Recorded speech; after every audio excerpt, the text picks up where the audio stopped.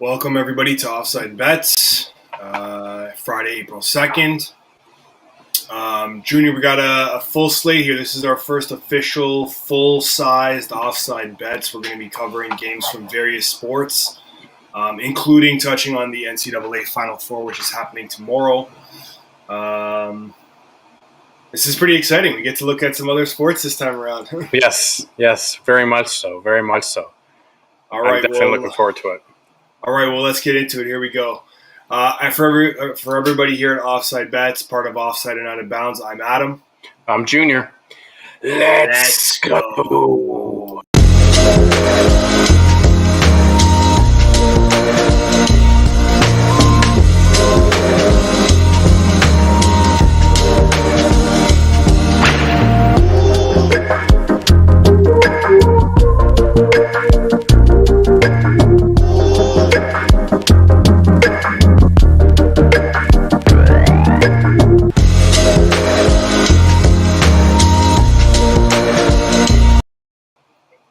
Okay, Junior, welcome back. How you feeling today? Good. Nice full slate of games up for the weekend. To see a nice mix and mash of everything. Some good parlays coming out so far. Wraps up by almost 70. Yeah, they're doing very, very well. And what do you think of our boy Gary Trent Jr.? Hey, like I said during the trade deadline show, people are going to miss Norm, but they don't see what we've got here. Gary Trent is a beast. He's a monster, and he's going to flourish with this team, and he's doing it. Yeah, he's out there looking like a top three player on our team right now. They brought up Malachi Flynn, which is really, really exciting. Got to get him more minutes and get him developed because he has the potential to be extremely, extremely beneficial to our team on both ends of the floor, I think. And, I'm really excited to see him flourish. We're day 2 into baseball. How you feeling? It was a little bit of a rough day yesterday for a lot of bettors. People pumping the heavy favorites. Most of them lost, and very few of them won actually. But that's why I love baseball.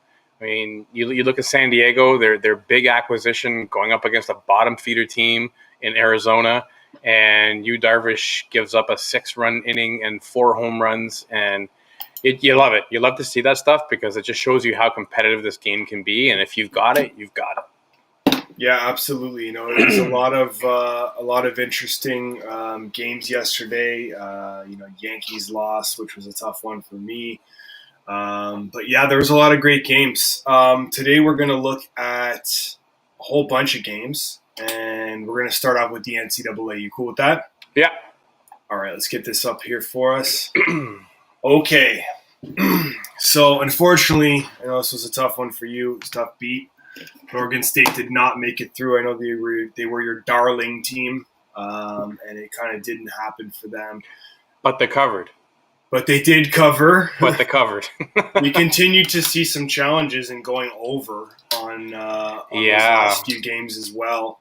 And I'm going to get into that because there is a huge potential for a public trapping by these books right now on these over-unders. Yeah.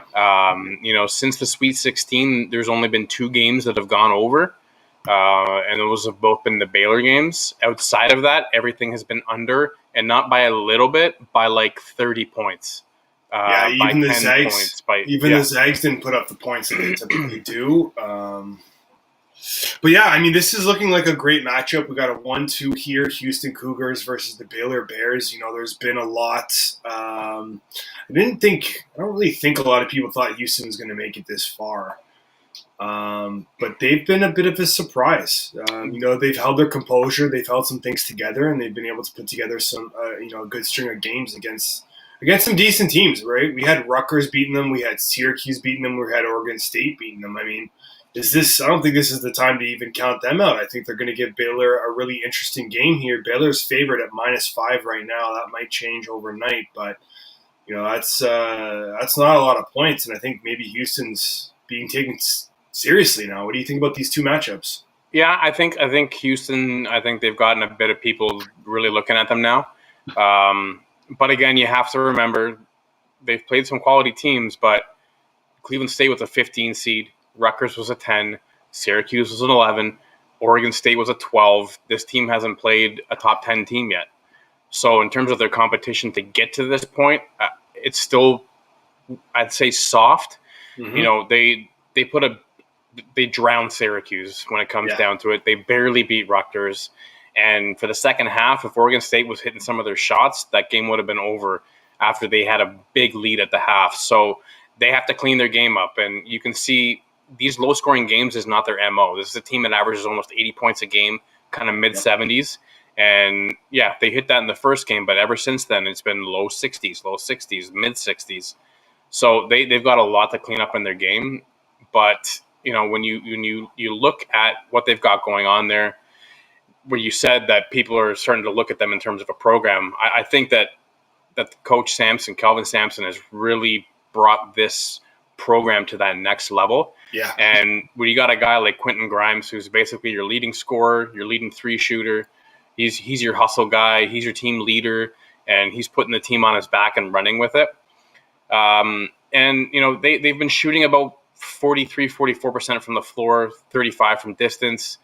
They are averaging 14 assists a game, and they usually are going to win the turnover battle. So when you're going to win the turnover battle and you've got, mid-teens in assists, and they against Baylor, I think they're going to have to get the offense up in terms of their shooting percentages.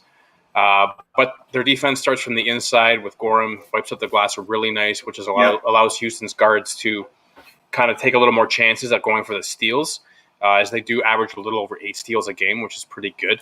And then Gorham's got, some pretty decent rebounding numbers as well as block numbers. But when I look at Baylor, I really like this team. They beat a 16 seed first round, an 8 in Wisconsin, a 5 in Villanova, and a 3 in I was about to say Arkansas, but Arkansas.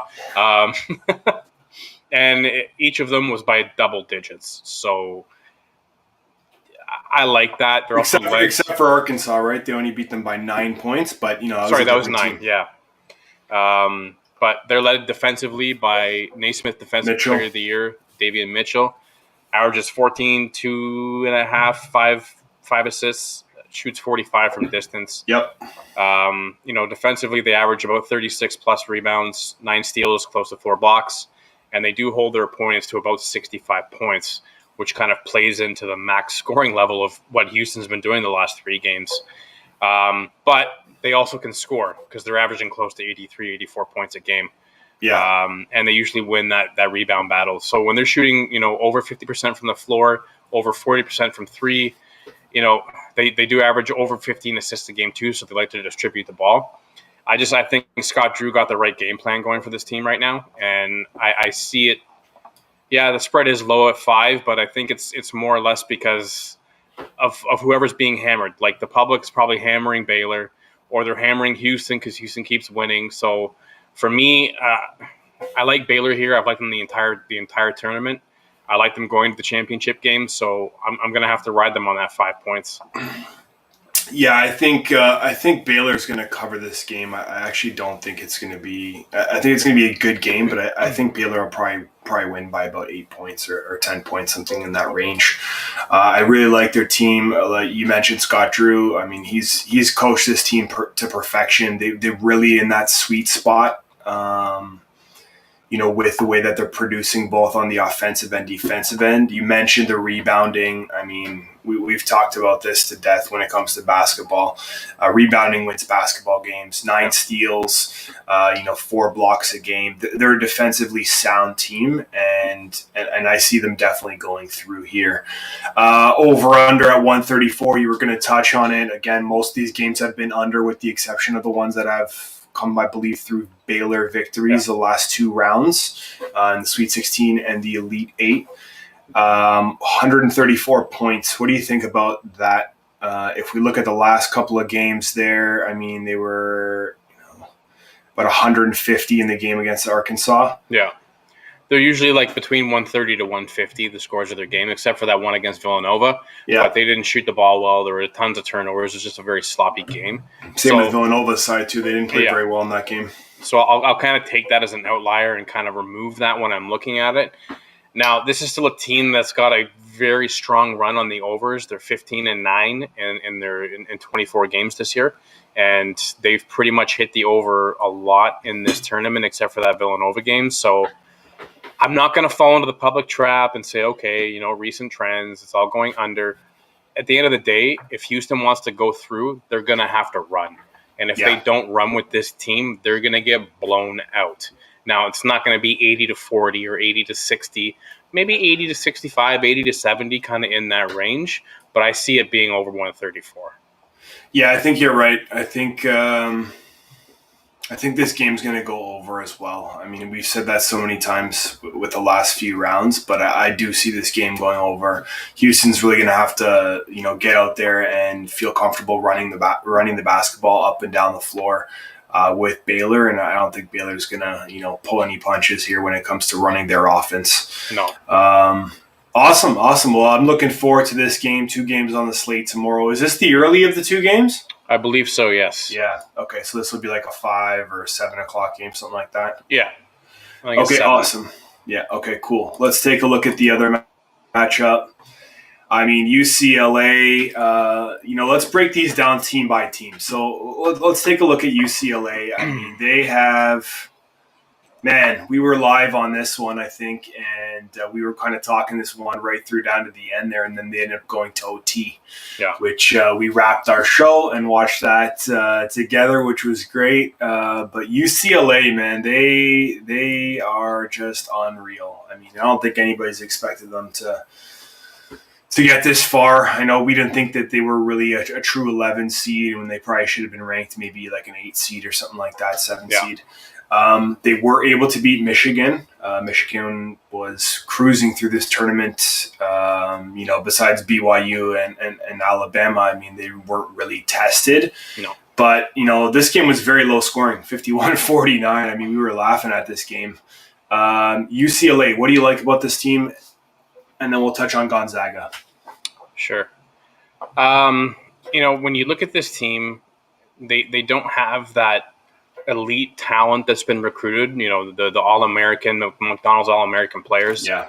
But they've been winning with heart and hustle. And, Mick Cronin has really been providing a better game plan for his team than what he's facing.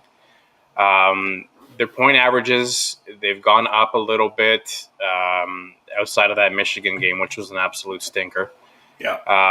But the one thing that this team can do that I think might be a bit of an issue for Gonzaga is they've got the ability to slow those big teams down. And that's what they did to Michigan. Yeah. They kept it in the half court. They slowed the pace of the game down real slow to where Michigan didn't like it. And that's the thing with Gonzaga is they want to run. They want you to push them. They want you to run with them.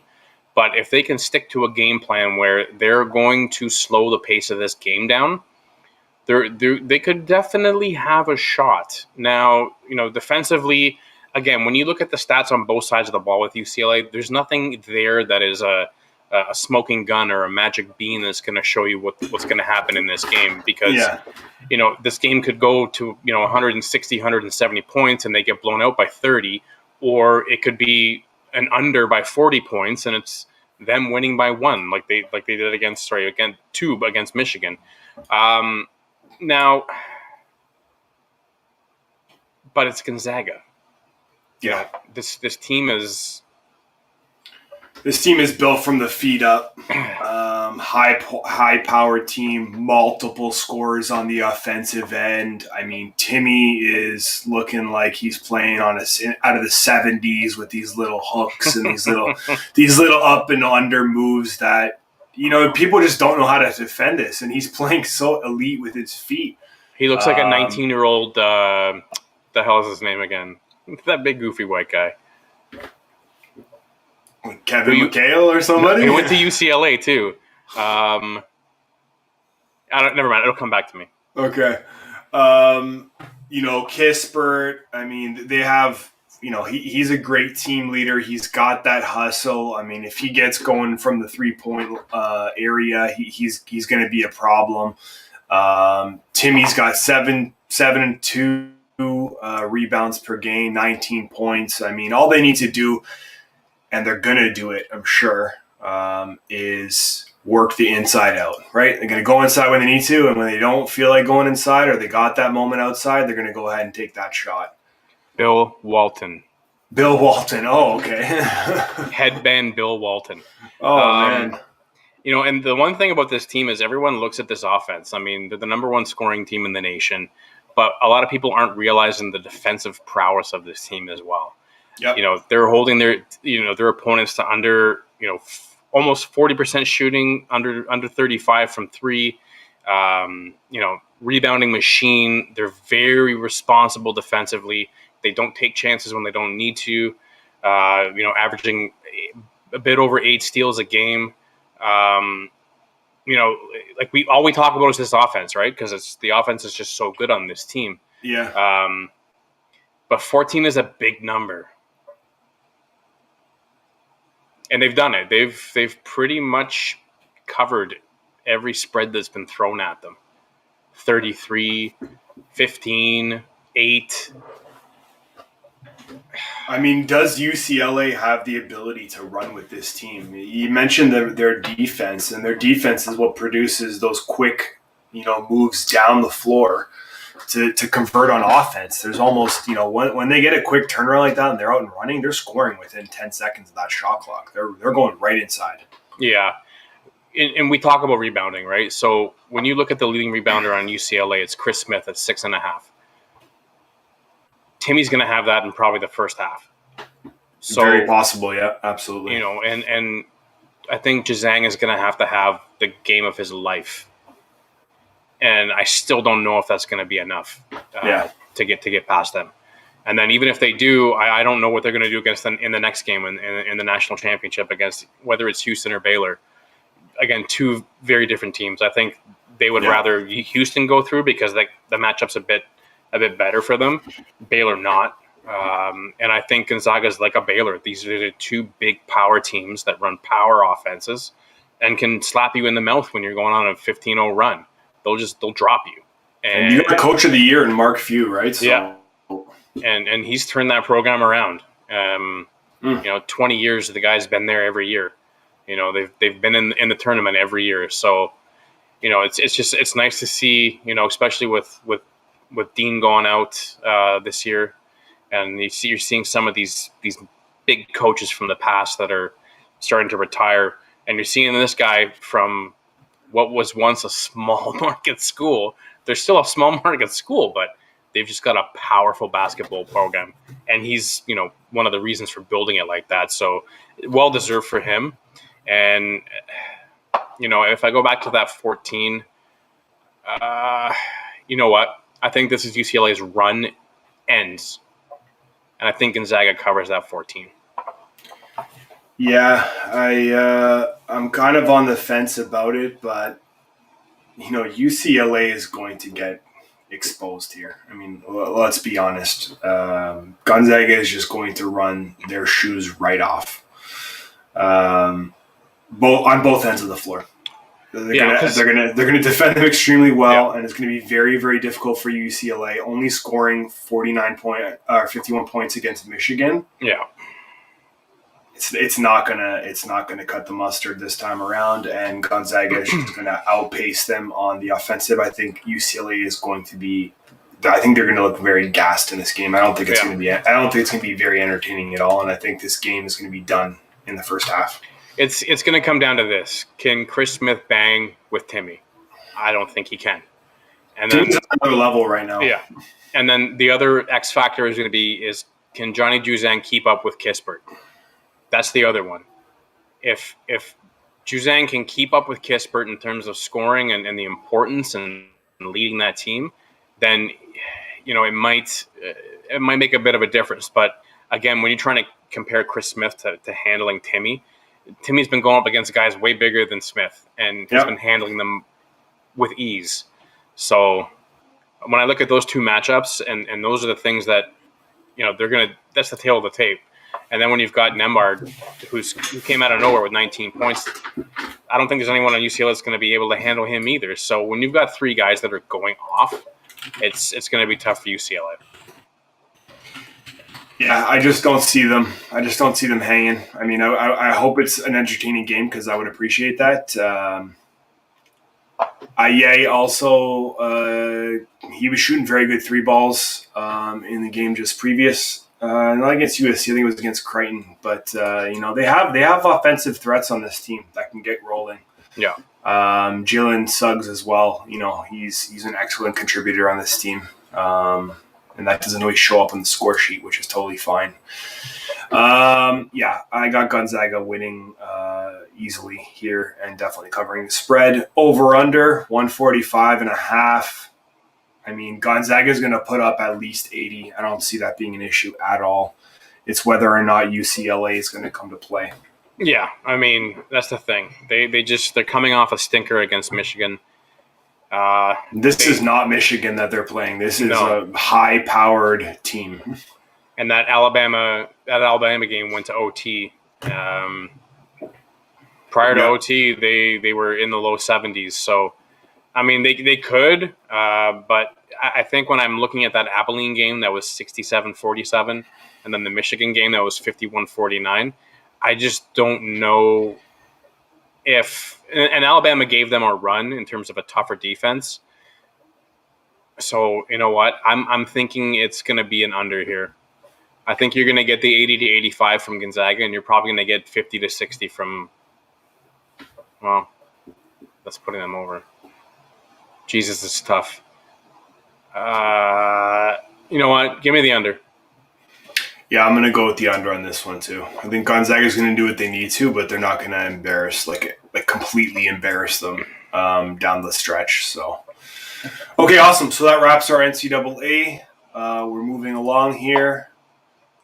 Some good games, though. Looking back at this tournament, we've had some excellent coverage here. It's really been a great time. I mean, look, with these two games that we just talked about, took us 22 minutes to get through. Just because it's been such an entertaining tournament for us. We've kind of cut our teeth, in this tournament. So, okay, Jays, Yankees, baseball.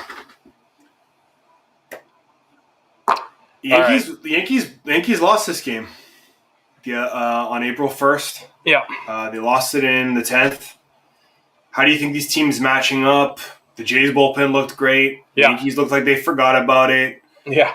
The one thing that really struck me was when Jay Bruce went back to the dugout and you could see him mouth the words, "Who the hell is this guy?" Yeah, exactly. And, when you've got guys that off balance and chasing stuff out of the zone, their bullpen was really working it. DeLeese looked great.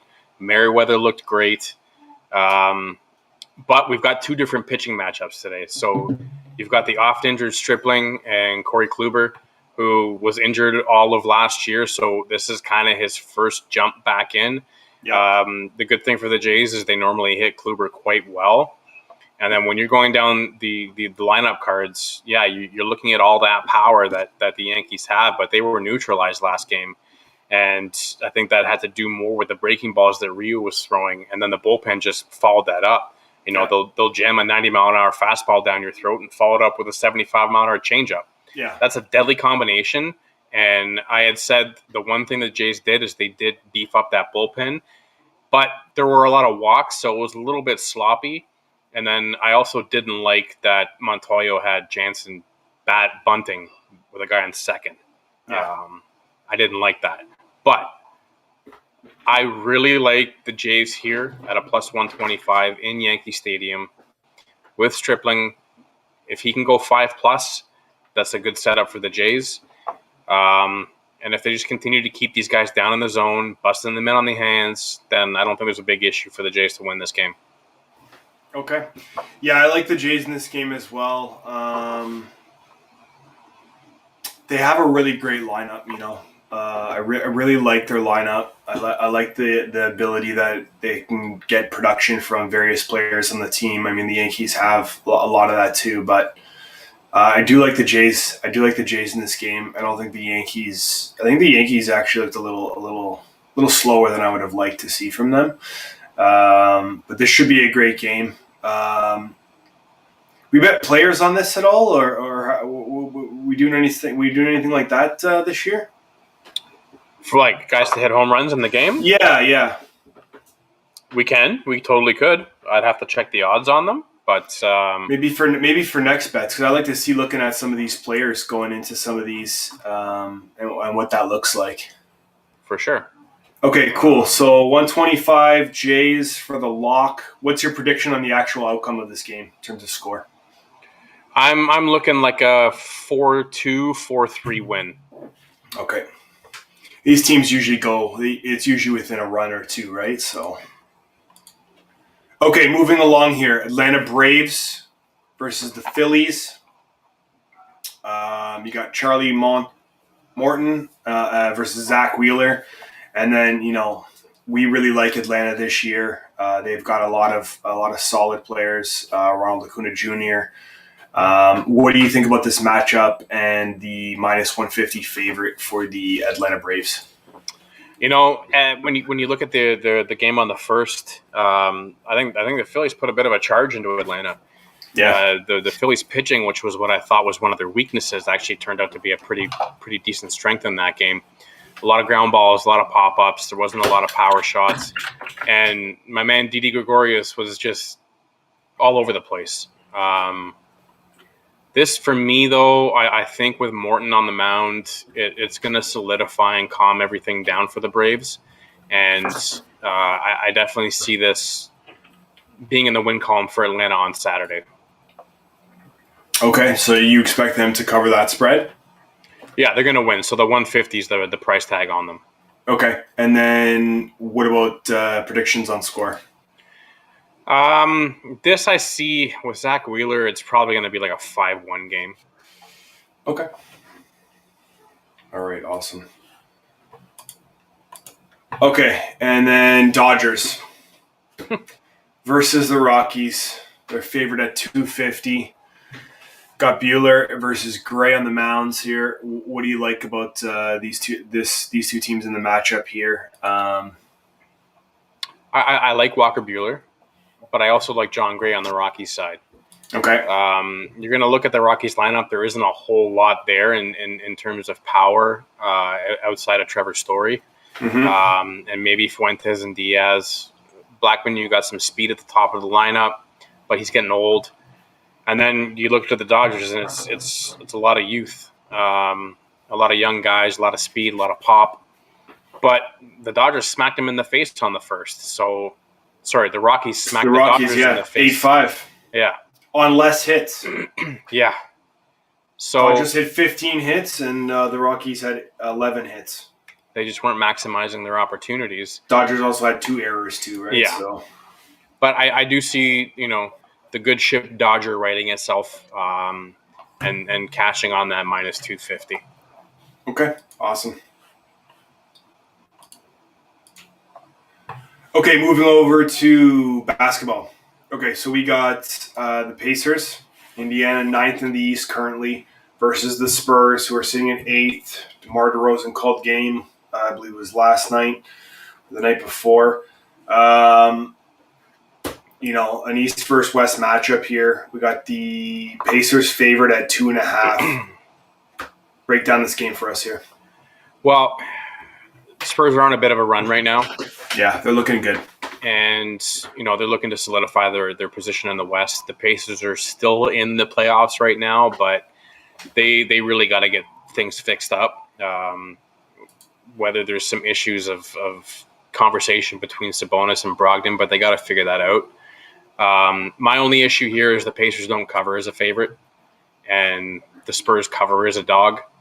Yeah. And when you look at that, it kind of tips my scales. I like the Spurs here, to be honest.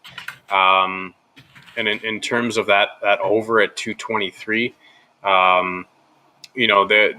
these games tend to go over. Yeah.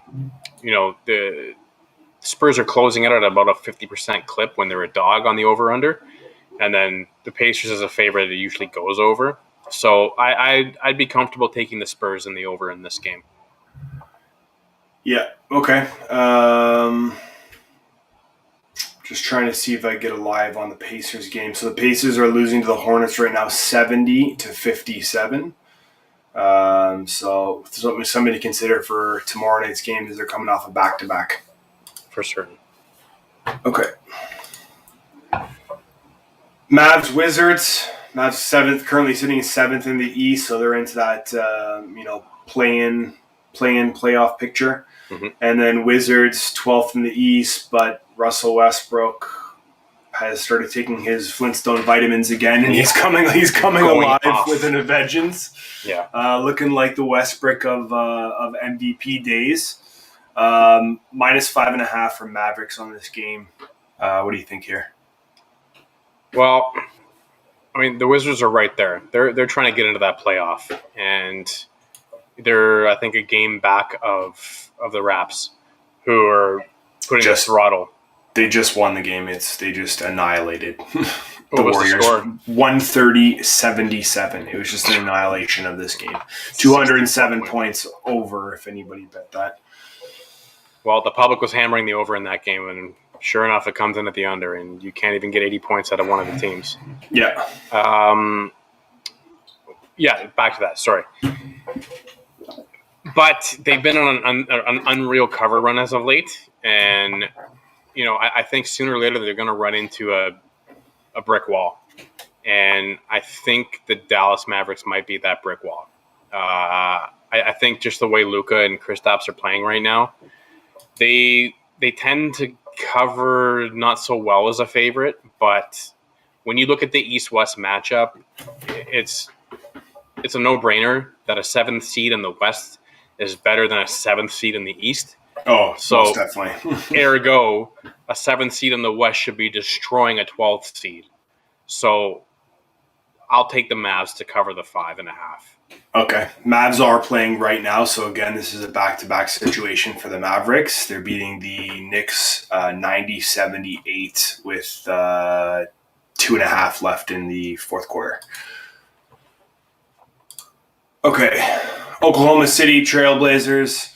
Oklahoma has not been a very good team this season. However, they're in the West, so if you put them in the East, they'd probably be well into the hunt right now at 20-27 for sure. 13th in the West, and then you got the Trailblazers 6th in the West. Powell has looked decent for this team so far, which is nice to say. Mm-hmm. Like to boat him, wish him well, and all that stuff. They're sitting 6th currently, and they're favored 7.5 in this game. Break it down for us. Very simple. Take the Blazers. It's very easy here. Also, back-to-back, they play the Bucks tonight at 10. Oh.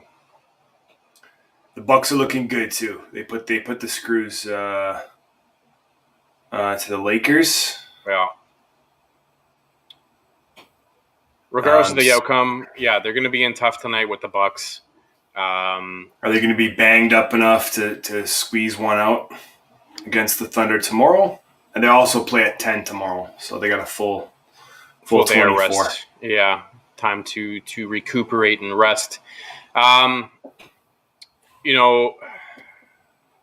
This team tends to cover.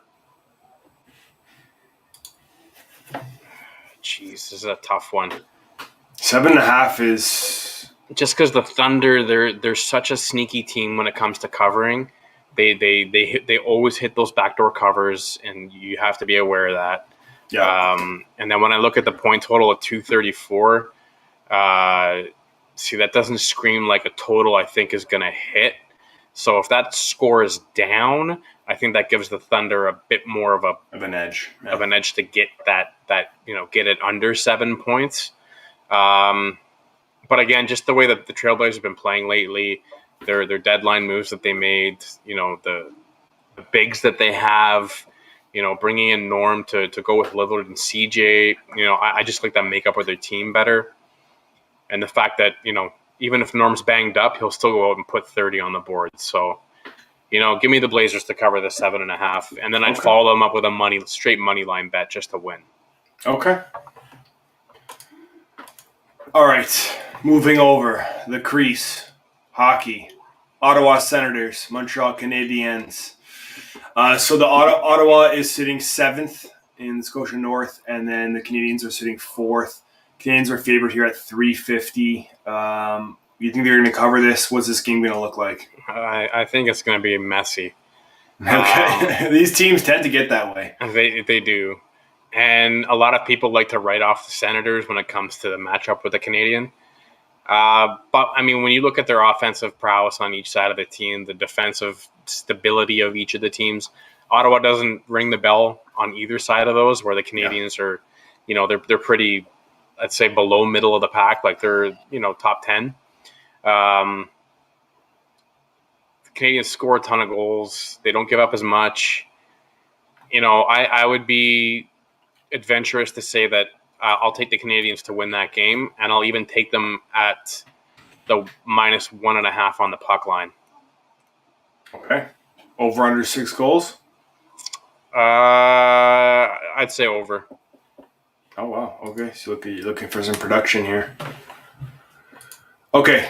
Keeping it with hockey. Blackhawks sitting in 5th right now in Discover Central versus the Predators. Predators are favored 110. -110, 4th in the Discover Central. So we've got some rivals here in this division. We got the PL at 1.5 and the over-under at 5.5. This is going to be a low-scoring game. These are two guys that are not separated by much. Yeah. Now, obviously, the Blackhawks have a better goal differential, but they don't play that well away from the confines of their home rink, where Nashville doesn't play that well in their home rink. So I'm looking for probably this game to go to a shootout. I'd say 1-1 in regulation, and give me the Blackhawks pulling it out at the end in the shootout. Oh, wow. Okay. Yeah, they lost to the Hurricanes yesterday. The Blackhawks, that is. So let's see how that goes. Okay, moving along here. The Wild versus the Golden Knights.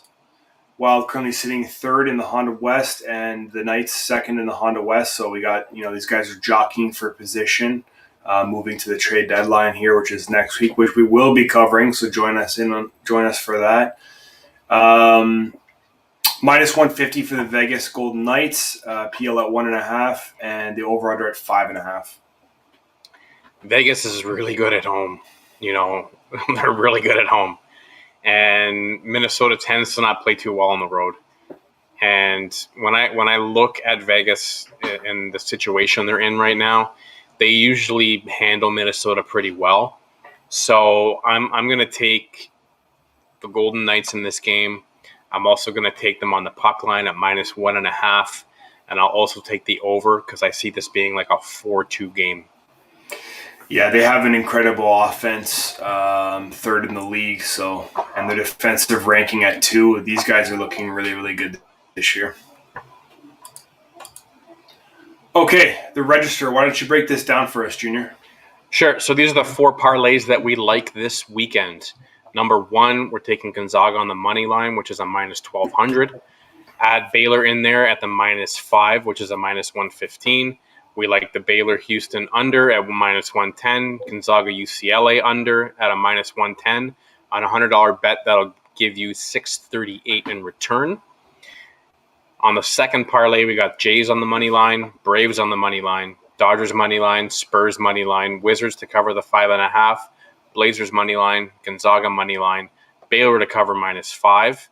And that total payout on a $100 bet is $9,913.08. Blow on those dice and throw them right down. Yeah.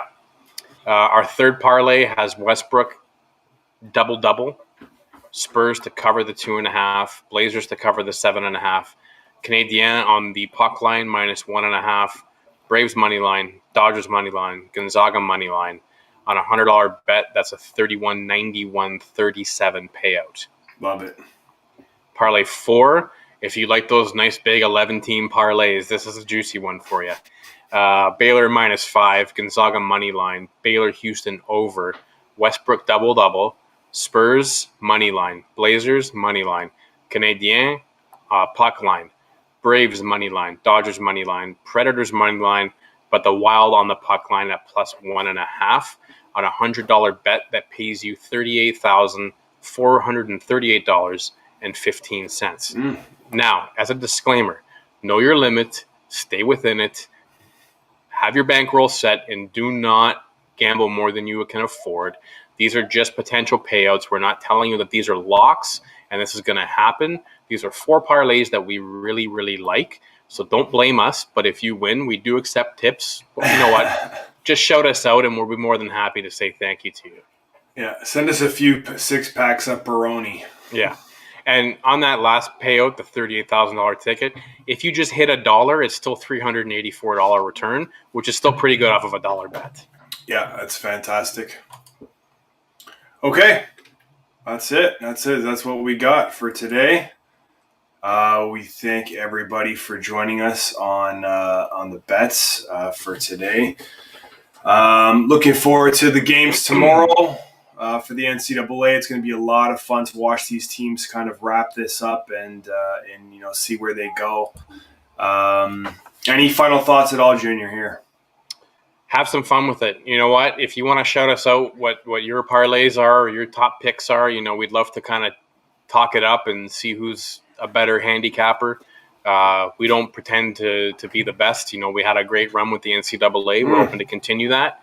But we love to compete. So if you've got better picks than we do, we'd love to hear them. Comment, shout us out on Instagram, Facebook, Twitter, whatever you want to do. Drop comments in. We're always happy to hear from people who want different content. If there's certain games you want us to give you our look at, send them our way, and we'll break them down and let you know what we've got going on with those games. Yeah, if you found value in today's cast, our live for today, feel free to like, comment, subscribe, share. Forgotten Ones tomorrow, 8 a.m. Yes. Okay, Shoeless Joe. It's hot. You got to watch it. Go to our YouTube channel, subscribe, watch this in the morning over breakfast. It's going to be probably a little bit of a tearjerker for some who really appreciate the game of baseball. So please check it out. If you haven't drafted fantasy and there's still an opportunity there, go check out our fantasy videos. We have those by position. You're going to enjoy those. They're great teams. Junior has incredible insight into baseball, unlike any other that I've seen, and he's going to give you a lot of great and interesting tips and analysis on those. So please check those out. If you want to see more on the divisions, go check those videos out because we have them broken down by division. It's also really funny, so check that out and have a laugh. Make a comment. Make a smart-ass comment if you like. We want to thank everybody for joining. Like, subscribe, check us out on all the channels. Find us on IG, get all over us. We are back next Friday, so we're doing some other work during the week. We'll be back next Friday. Then trade deadline for the NHL is happening during the following week, probably Wednesday or Thursday. I think it's the 12th. Yeah. And then we'll be back the Friday after and continue to check out. Tuesday we'll be dropping the second drop of Forgotten Ones, so check that out. And then the following Tuesday after, also Forgotten Ones. So thank you, everybody, for joining us today. We appreciate it. Get out there, bet within your limits, enjoy it. For everybody here at Offside and Out of Bounds, I'm Adam. I'm Junior. See you real soon.